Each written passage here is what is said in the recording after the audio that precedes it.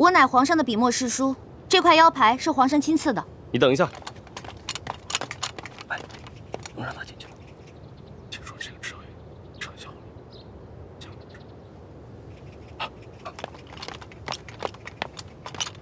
皇上有旨，笔墨侍书之职位已被撤销，这枚腰牌已经作废了。你是说，皇上不肯见我，连宫门都不让我进吗？没错，听说你以前很受皇上恩宠，可现在皇上连见都不想见你一面，还不快走！再敢在宫门口喧哗，我等就对你不客气了。龙小弟，不，皇帝陛下，原来这才是你我真实的距离。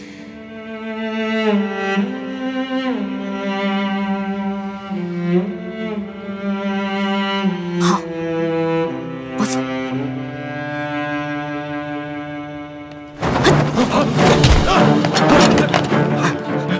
追！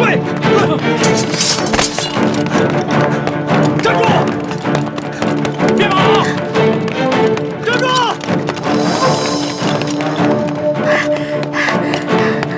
拦住他！追！别跑！让开！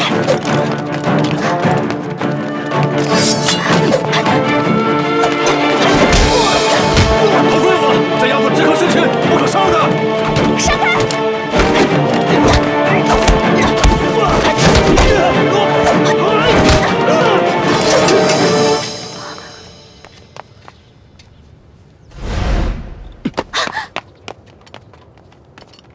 快滚！就你那三脚猫的功夫，还想强闯紫禁城？要不是头吩咐不能伤害你，10个你也早就人头落地了。快滚！好，龙小弟，你不见我是吧？我却非要见到你不可。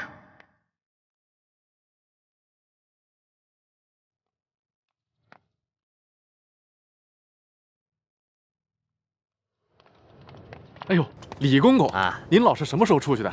我们怎么没看见您出宫啊？咱家是奉了皇上的密旨，出宫办点差事，从侧门出去的。如今这差事办完了，自然就走正门了。你们怎么能看得见呢？公公辛苦了。好说好说，改天请你们大家喝茶。谢谢公公。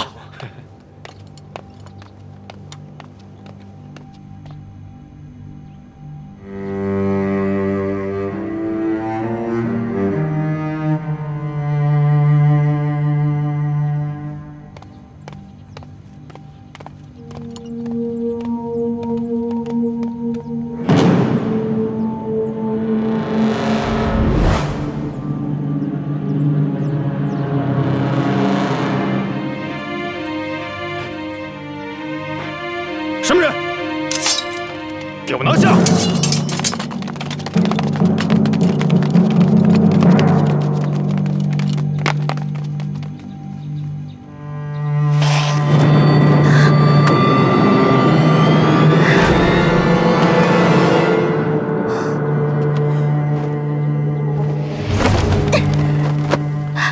李公公，是我。住手！啊，原来是侍书姑娘。啊，不对，现在没有侍书姑娘了，是李易欢姑娘。姑娘，你快走吧，皇上他不见你。李公公，麻烦您进去跟皇上说一下，说我来了要见他，万一他改变主意了呢？唉，没有用的，皇上已经说了，他不会见你的。哎，等一下，李公公，麻烦你帮我把这个手帕交给皇上。好吧，我给你试试啊。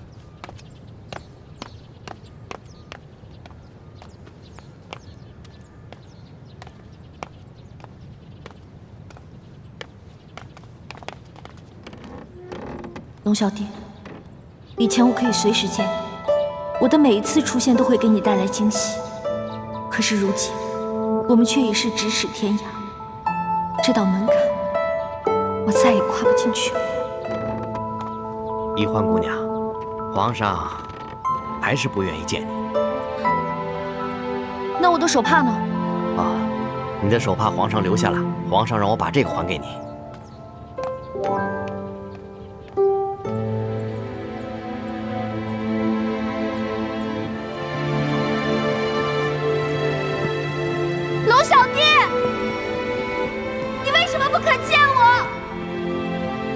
经拿到了铜匣，我对你来说没有利用价值了，是吗？你为什么要骗我？你为什么不肯放了我朱哥哥？为什么？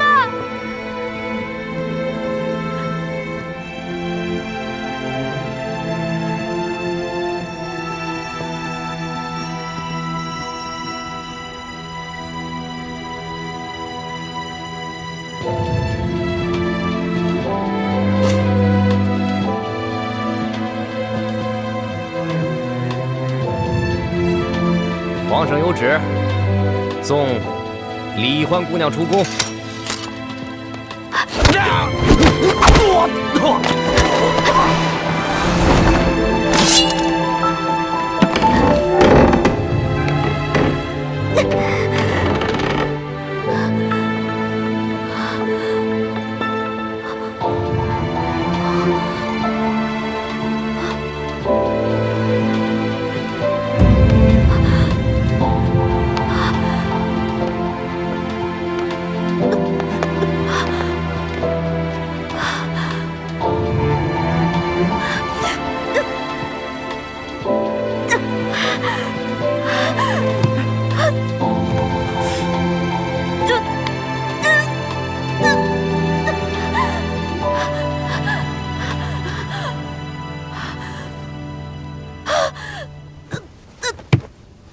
他一定又是在试探。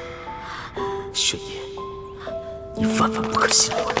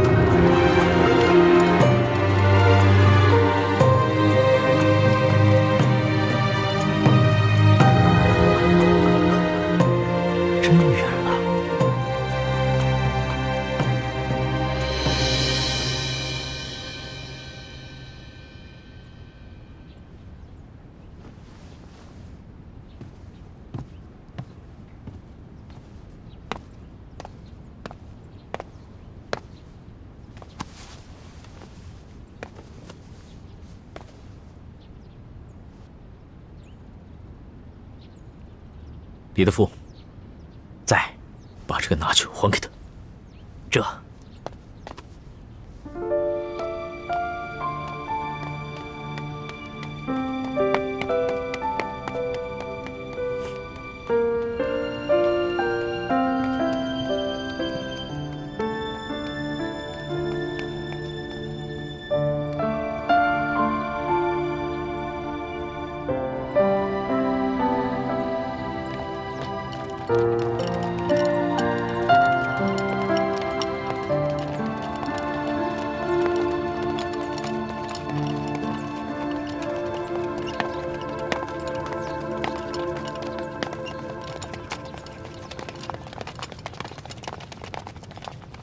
你们这是干嘛呢？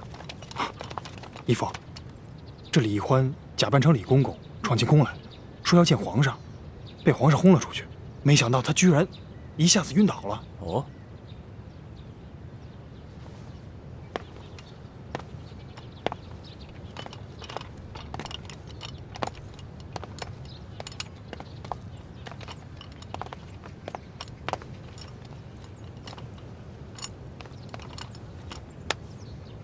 他这是真晕倒啊，还是假晕倒啊？身体这么沉，想必是真的晕倒了。不过我听说他以前就有着头疼晕倒的毛病。对，听说他上一次晕倒了，皇上亲自守了他1天1夜呢。住口！别乱嚼舌头。皇上怎么可能为了一个女反党守上1天1夜呢？是卑职多嘴了，索大人恕罪。行了，把人抬走吧。这。大赛，怎么了，义父？一会儿你们把他抬到紫禁城外，你要想办法。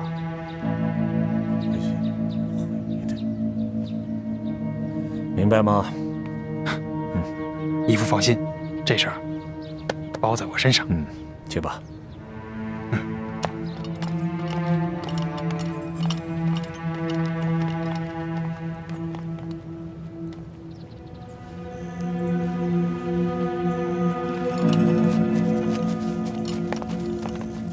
你们先下去吧。这。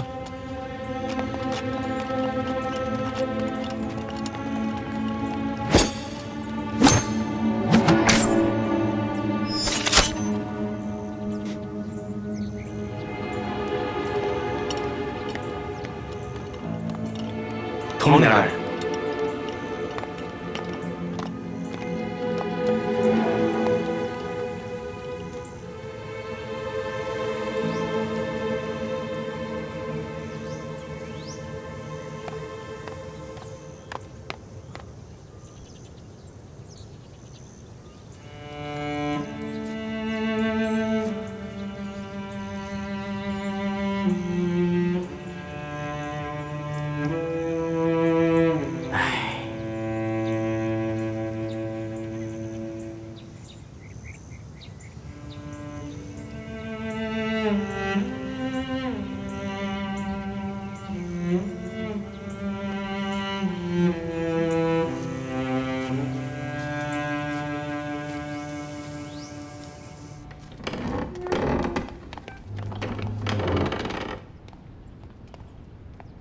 东西还给他了吗？回皇上的话，奴才已经把荷包放在了易欢姑娘的身上。如果她还能醒过来的话，应该能看见。你说什么？她不是装晕的吗？她不应该出了宫就活蹦乱跳的吗？皇上，易欢姑娘这次可不是装的，她真的晕倒了。听说她今天闯了2次宫，跟侍卫们交了2次手，可能是用力过度，身体发虚，诱发了她头痛的隐疾。奴才追出去以后，发现她躺在树下。奴才过去，探了一下她的鼻息，还有点微弱的气息，也不知道还能不能醒过来。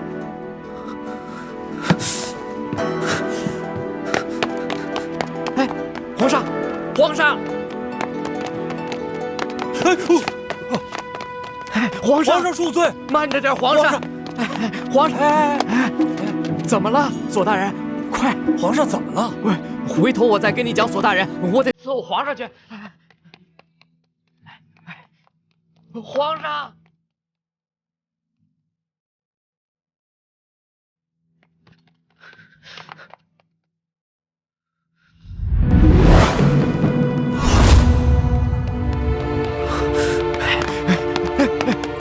皇上，慢点儿！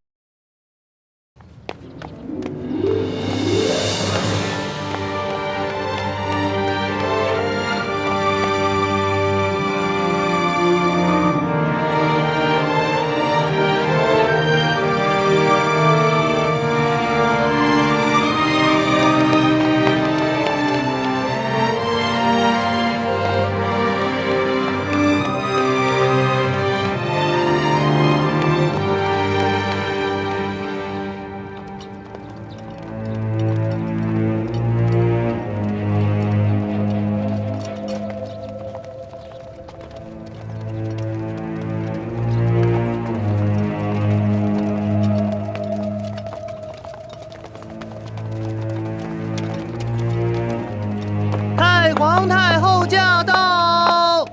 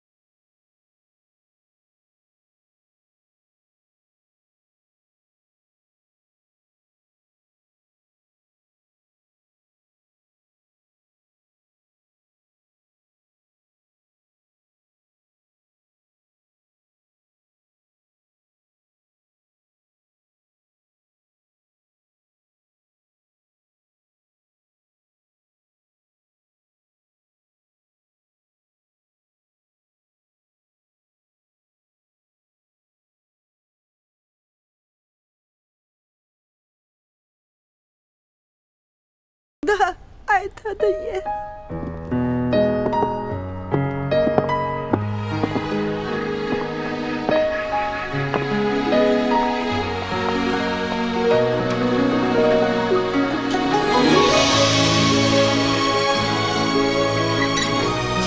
李欢，朕命令你现在就给朕醒过来，醒过来，不然朕就杀了你，朕诛你九族，把你剁成九九81块去喂狗。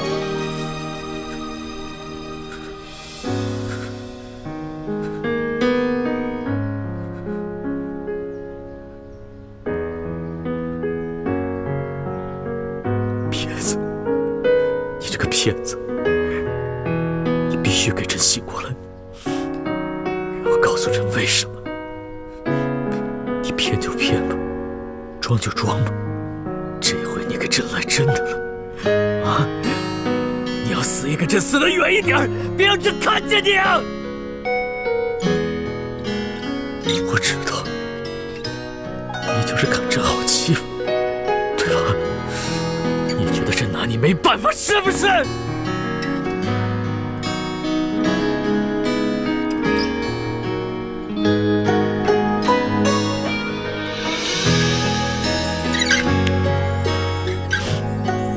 老大，你醒醒，醒醒！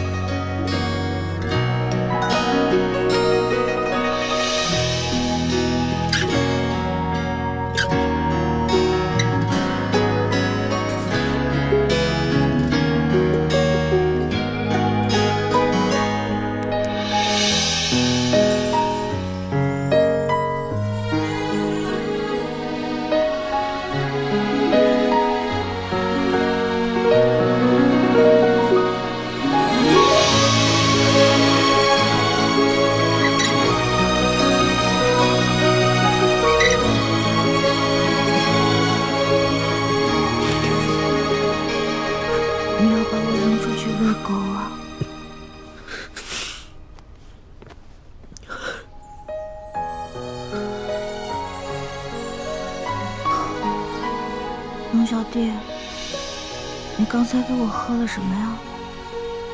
还能是什么？当然是毒药了。毒药不是甜的吗？喝的这个不光苦，还很涩。要是毒药的话，还有没有啊？再给我多喝点吧。我现在这样半死不活的，好难受啊！朕就是要你难受，和朕一样。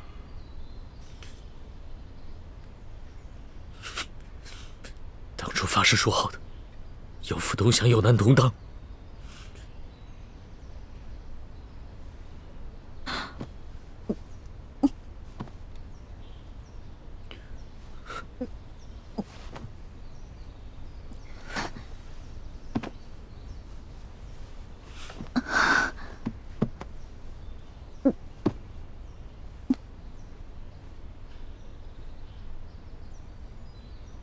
你不是说你不想再见到我了吗？朕才没有要见你，是你自己厚着脸硬闯进来，逼朕见你。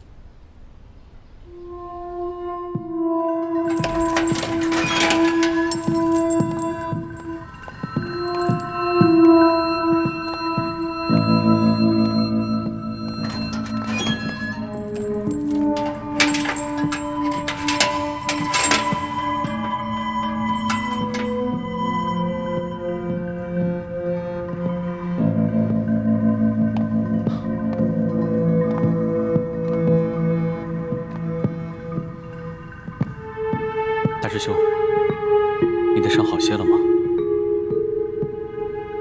托耶和大人的福，死不了。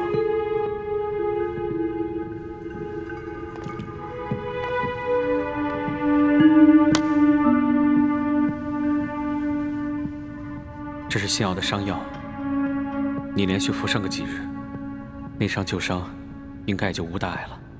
耶和大人何必破费呢？我一个死囚，喝这么好的伤药，岂不浪费？大师兄，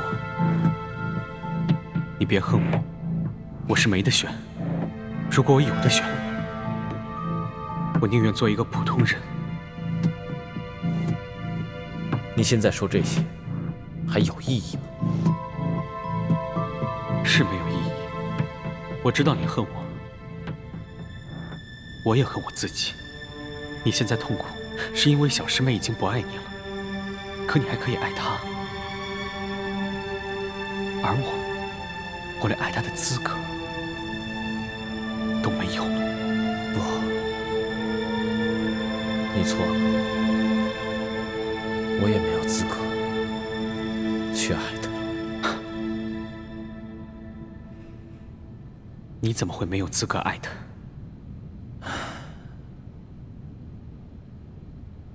易欢现在怎么样了？他还好吗？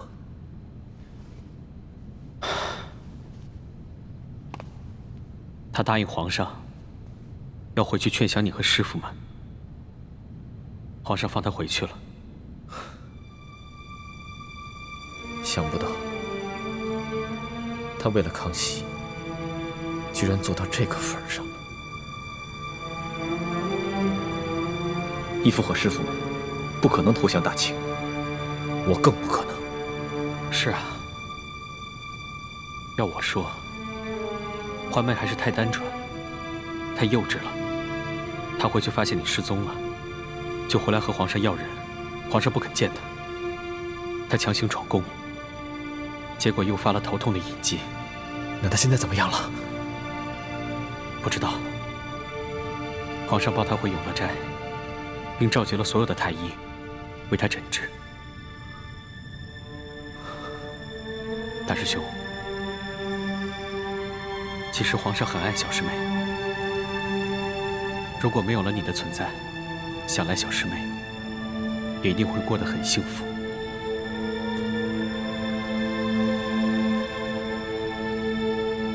我明白了，反正我也活不了几天了。叶师弟，易欢在这宫里无亲无故的，又是那样一个性子，就算有康熙的宠爱，也会危机四伏。我死了以后，还望你对易欢多多照顾。你放心吧，你我虽然身份不同，立场各异，可对小师妹的心都是一样的。我宁可牺牲自己，也一定会保她周全。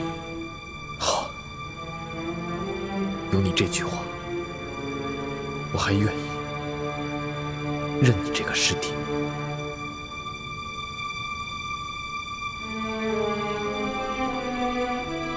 你回去之后，是否有履行对朕的承诺，劝降李定国等人？当然。骗子！那晚我跟你回宫以后，你是否履行了对我的承诺，放了朱哥哥？当然。骗子！所以，你才会找借口跟我翻脸是吗？朕要和你翻脸，还需要找借口吗？你本就是反党，既然无心归降，那你就是朕的敌人。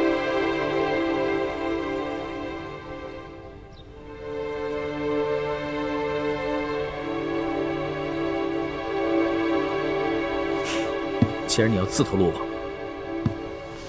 那就永远不许离开。从今以后，你只能待在永乐斋，哪儿也不许去，除了朕，谁也不许见。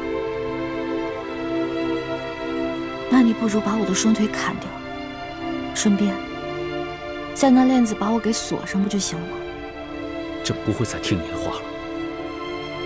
你说的对，朕不再是你的龙小弟，你也不再是朕的老大。朕不会砍了你的双腿，也不会用链子把你锁起来。朕有自己的主意。来人，奴才在。传旨，把整个永乐斋的门窗都用铁栅栏封起来。这。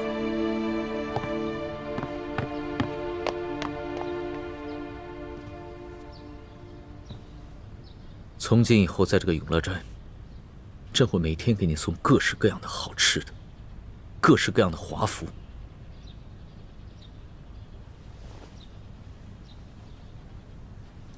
你想要什么，朕都会给你，除了自由。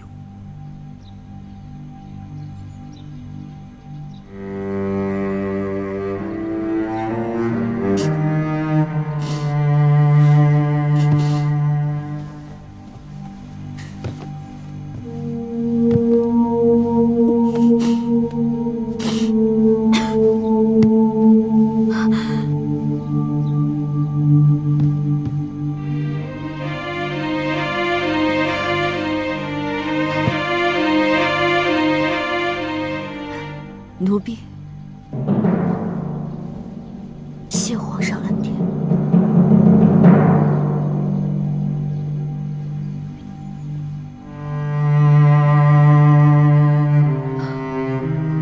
皇上，其实您大可不必把这儿变成您的大鸟笼子。奴婢想过了，只要你能放了奴婢的猪哥哥，奴婢就一辈子陪着你。一辈子在这笼子里坐牢。朕已经说过了，朕没有抓你的猪哥哥。朕不是你，话话张嘴就来。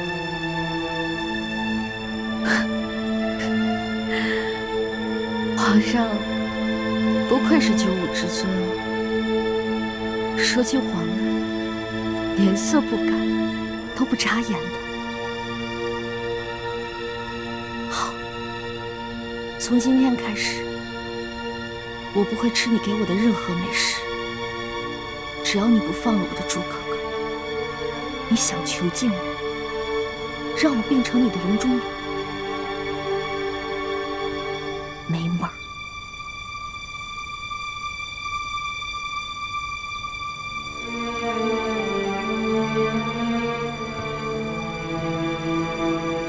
李欢，不要挑战朕的耐心。好，那我们就再赌一把，看谁能赢。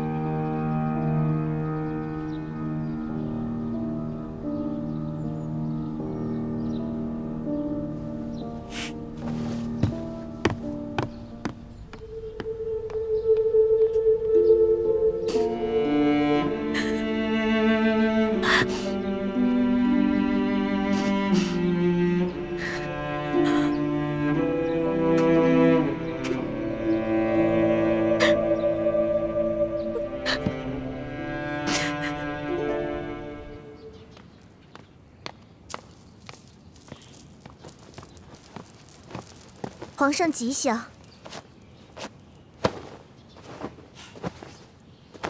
孙儿给皇祖母请安。起来吧，皇上请坐。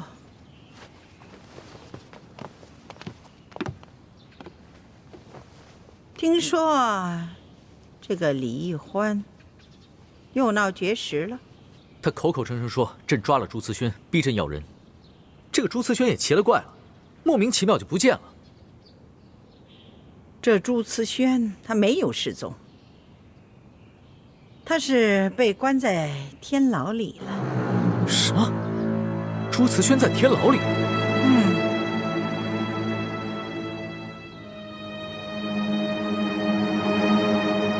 又是索土背着朕干的好事，是不是？妾身冤枉，妾身的叔叔岂敢抗旨欺君呢？皇上，你不要把皇后给吓着了，这跟索土也没关系，是哀家下的懿旨，让叶赫父子去办的。皇祖母，你……皇上，老太婆并不想干政，可是老太婆不能看着你养虎为患。至于这个小丫头李玉欢，一个女流之辈，你要留就留着吧。但是这个朱慈轩就不同了，他不仅是文武双全，而且他是前明的太子，身份特殊，哀家断不可留。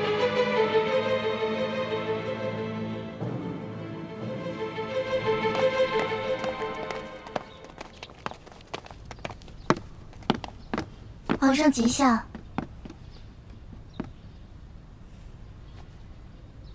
你们都退下吧。是。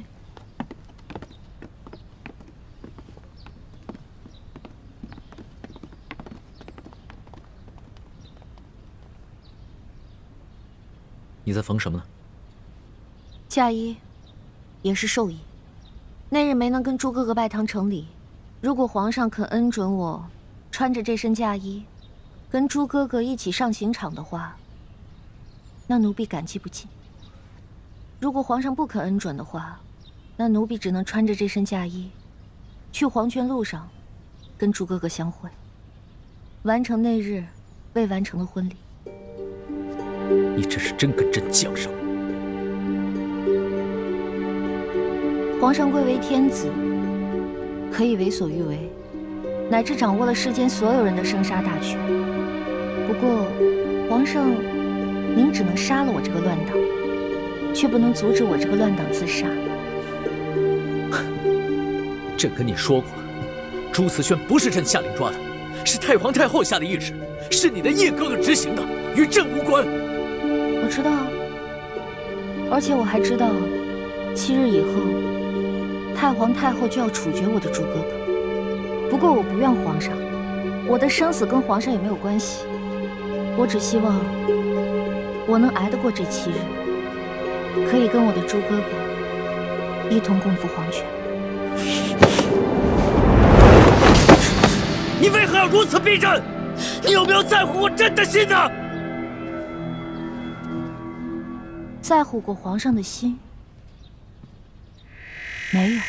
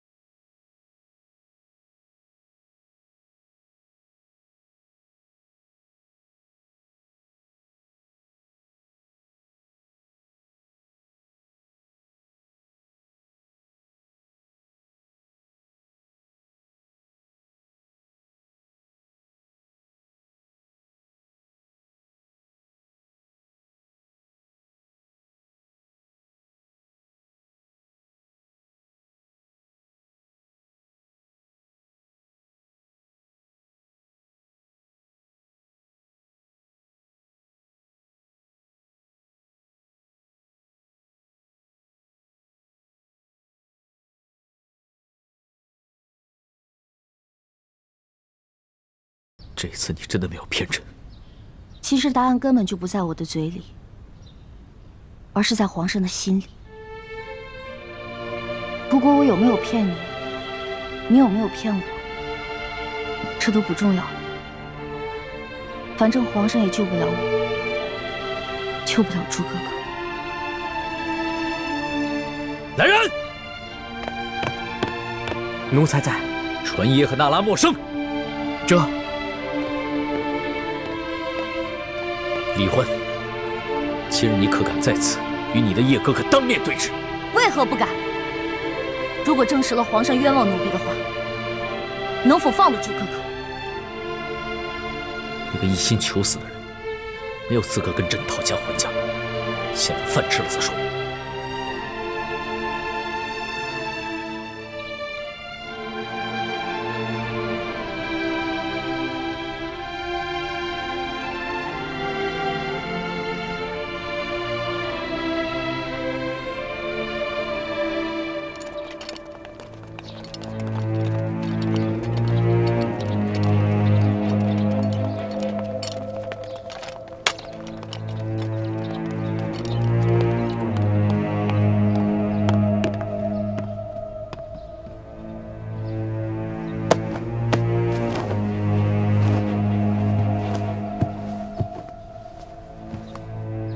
奴才叩见皇上。凭什么？谢皇上。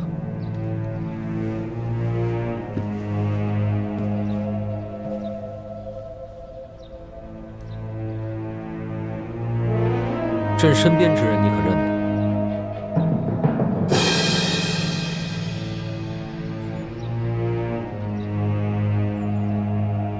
认识。此人乃明中国乱党李义欢。现在，当着李欢的面，你给朕说一句实话：那日在慈宁宫中，你父之言可有欺君？这，若是你现在说出实情，朕还可以借我不救；若你还想着欺君，那你就是罪加一等。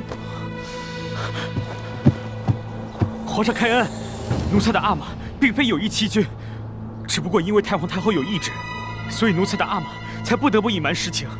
把你知道的事情都说出来给朕听听。奴才遵旨。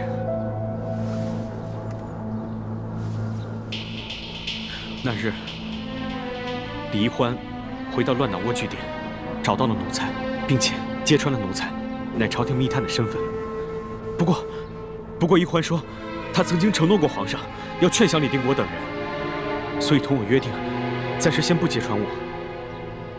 奴才的阿玛并不相信义欢，所以命奴才盯着李义欢和李定国的谈话，他自己好去寻找机会盗取铜匣。等奴才进入到山庄大厅以后，听到。爹，我们为什么非要光复大明啊？只要全天下的老百姓过上好日子，这个天下姓朱或者爱新觉罗又有什么区别？混账！你竟然说出如此大逆不道之言！爹，从小到大你都教育我，说大清朝廷是如何的残暴无道，朱明天下才是正统。只有让朱哥哥当上皇上，全天下的老百姓才有好日子过。但是在这大半年里，我跟康熙相处的大半年里，我看到的康熙，他心里不仅有朝廷，还有全天下老百姓和他们的疾苦。他励精图治，他是一个好皇帝啊！住口！晋王，晋王，不要！当时李定国十分愤怒，差点就要杀了义欢。至于后来奴才父子身份的暴露，其实也是因为樊篱根据过往之事加以推敲，与李义欢并无关系。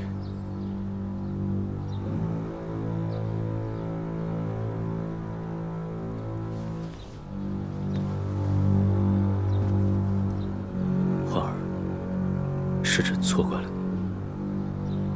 你。朕曾经说过，我们要互相信任，互相扶持，永不相依，也永不相害。是朕没有做的。皇上，您既然已经相信我没有负你，那你也不能负我。你答应过我，只要我肯留下来陪你，你就会放了朱哥哥。欢儿，此事你得容朕再想想办法。你怎么了？是不是头疼病又犯了？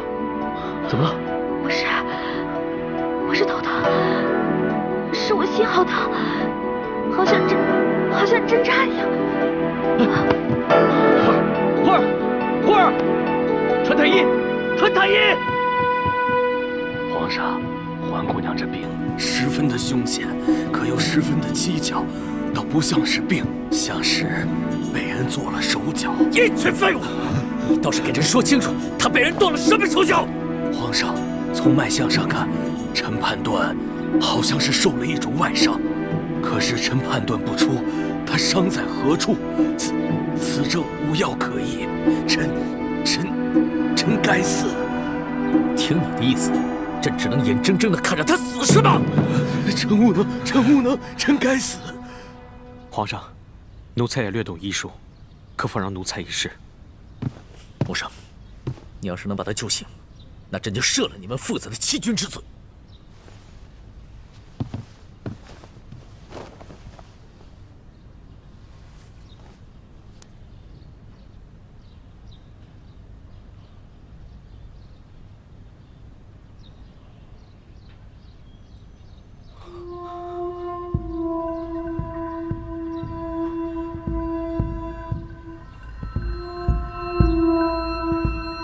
怎么样？有什么发现没有？但从脉象来看，确实是查不出伤在何处。不过方才奴才用内力顺着他的气血寻找了一圈，才发现了端倪。他伤在何处？回皇上，他是被人从胸前的膻中穴注入了一根比头发丝还细的银针。这枚银针顺着气血在他的体内游走，如果稍有不慎进入心脏或者大脑，恐怕他就会当场毙命。寻常仵作是查不出死因的，多半都会以为是暴病而亡。对了，他在晕倒之前说他心口疼，应该就是因为那根银针卡在了胸前某个要害之处。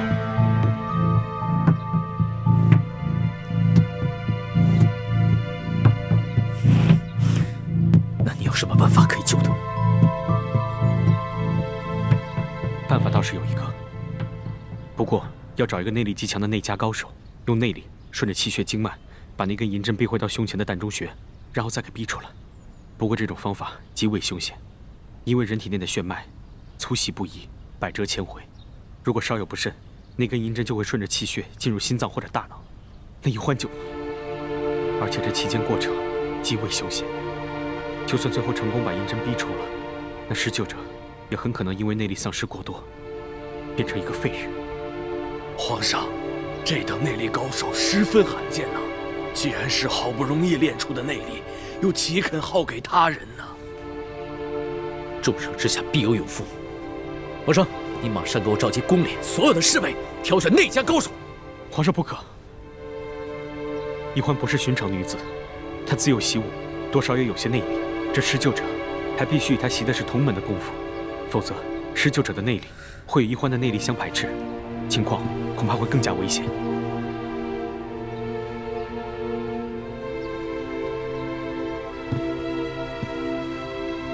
皇上，你也是从小在明珠谷长大，跟宜欢学的是同门的功夫，你也算是个内家高手，你可愿意为宜欢牺牲？皇上，奴才的命都是你的，又怎会吝啬这些内力呢？只不过奴才虽自小跟宜欢长大，习的也确实是同门功夫，但奴才私下里还习了阿玛祖传的家传内功，所以奴才的内功与宜欢也并非完全同路。这么说，连你也没有办法了。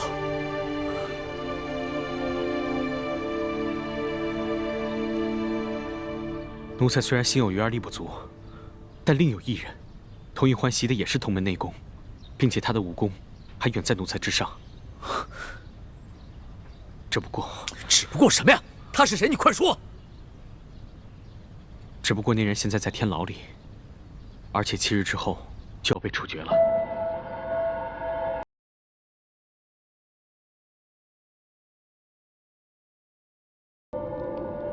朱思轩，你的伤势怎么样？多谢关心，已无大碍。你知道今日朕为何前来吗？如果你是来劝降的，那我劝你不必白费口舌了。如果你是来送我上路的，那我只有一句话：请你好好待易欢，因为他对你是真心的。如果有一天你对他的感情变了，也请你放他出宫，给他一条生路。你待易欢，倒真是用情至深，也不忘他2度闯宫，求朕救你。朕今日来，既不是来劝降你，也不是送你上路，只要带你去见见易欢。你居然肯让我见易欢？老实说，易欢对你也有一种很特殊的情愫。朕并不想让你们俩见面，但是他现在受伤了，受了一种很奇怪的外伤，十分危急，连太医都束手无策。也许只有你能救他。易欢现在怎么样？快带我去见他。朕会带你去见他，但是有一件事你必须要明白：就算你救了易欢，朕也无法违抗太皇太后的旨意赦免你，你依旧要死。你以为我会用易欢的命谈条件吗？那你未免也太小看我和我对易欢的感情了。好，希望朕没有看错。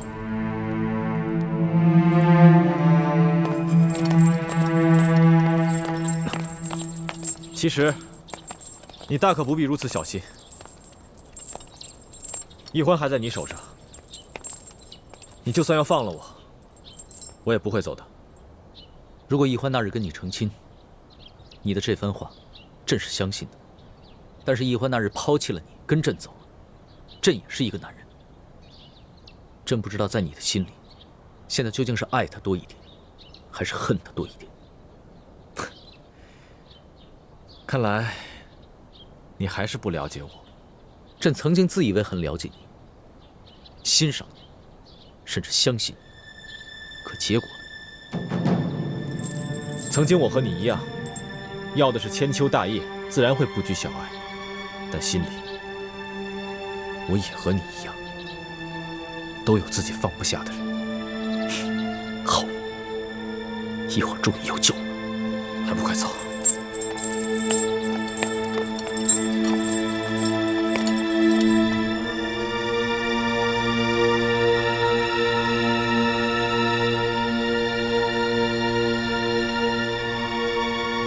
怎么样？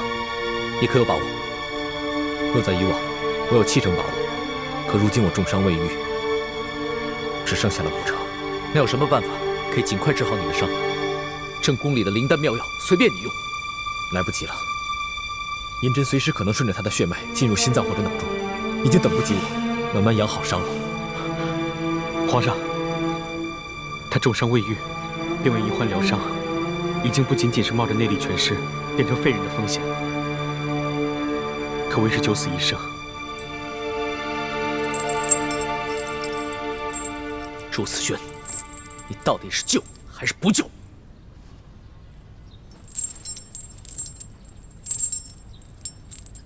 但我有一个条件。朕知道是什么条件，朕答应你，只要你救醒了易欢，朕饶你不死。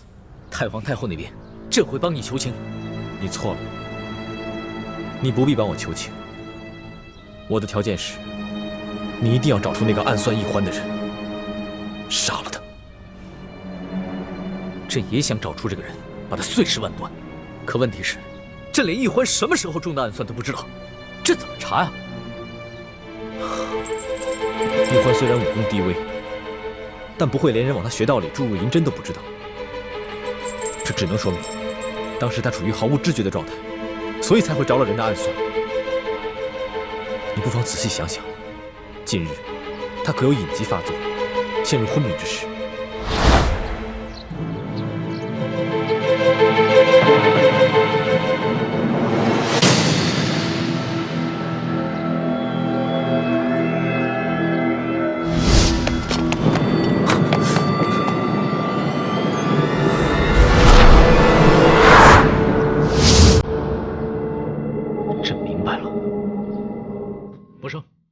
去把那日易欢闯宫突发隐疾之后，把她嫁出去的那几个侍卫统统拿下。这，慢着，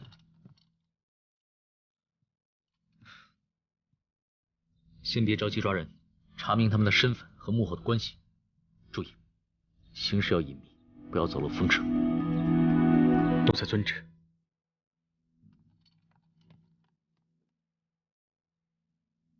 那些侍卫都是跟随已久的心腹，很清楚你对易欢的感情，在未获你的明旨之前，如何敢轻易暗算易欢？这只能说明他们是受人指使。朕明白，待朕查明真相，一定会给你一个交代，也为易欢免除这个后患。好，我相信你。我此番施救，已是九死一生，纵然侥幸活下来，太皇太后也会处死我。到时候，我再也没有能力保护易欢了。玄烨，答应我，好好保护易欢。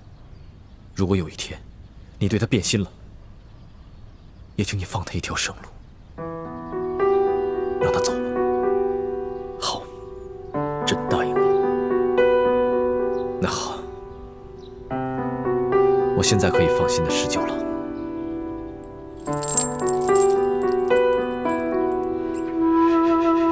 来人，打开他的镣铐。皇上，此人武功极高，若打开他的镣铐，恐怕会危及到皇上圣安，还是请皇上先行离开。能让你如此谨慎，我朱慈轩虽败犹荣。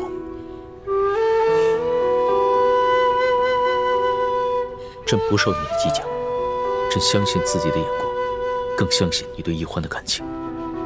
马上打开镣铐，不得有误。这。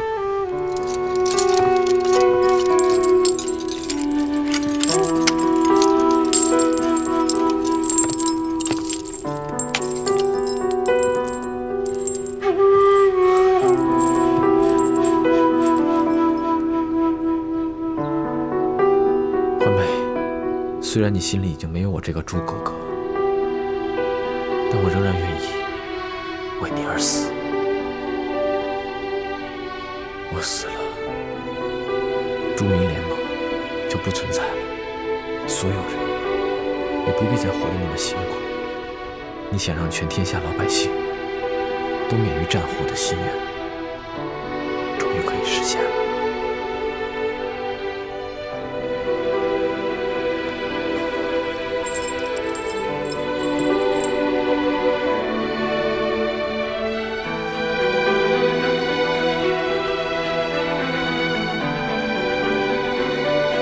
出去吧，不要妨碍我为他疗伤。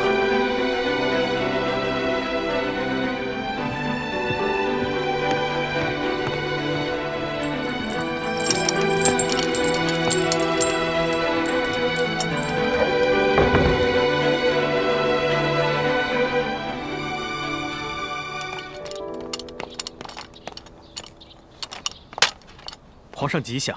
凭什么？怎么样？查到了一些什么？回皇上，奴才去内务府调查了当日那几个执勤侍卫的档案，摘录在此。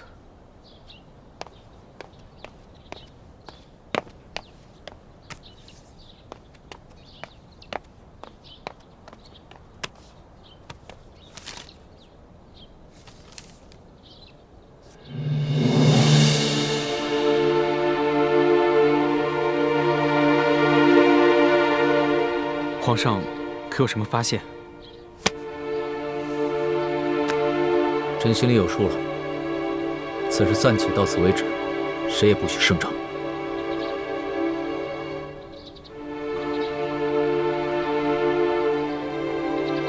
奴才遵旨。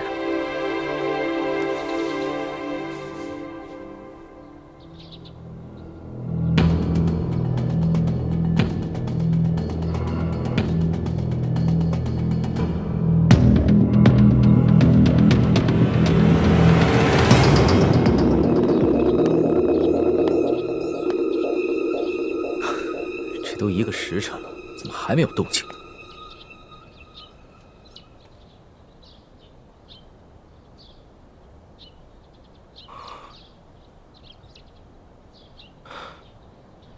华生，你看起来也很担心易欢呢。回皇上的话，奴才自幼在明珠谷生活，同朱慈轩、李易欢这些反贼一同长大，多少是有些情谊的。但是这些情谊，跟奴才所背负的国家大义来说，根本不值一提。你懂得轻重，很好。